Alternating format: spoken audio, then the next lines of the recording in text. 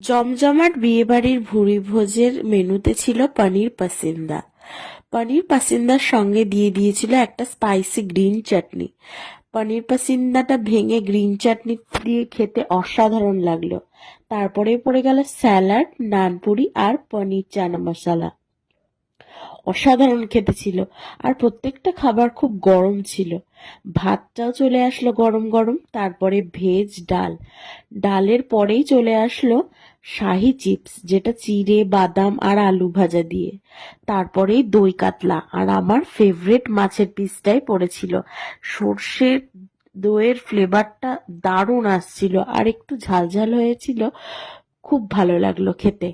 দই কাতলা দিয়ে বেশ জমিয়ে খেলাম। তারপরেই দিয়ে দিল ফ্রাইড রাইস। ফ্রাইড রাইসের মধ্যে কাজু কিশমিশ কিন্তু দারুণ ভাবে ছিল। আর তারপরে মাটন কষা। জমিয়ে খেলাম একদম। প্রত্যেকটা পিসই না আমার প্রায় রেয়াজি পড়েছিল।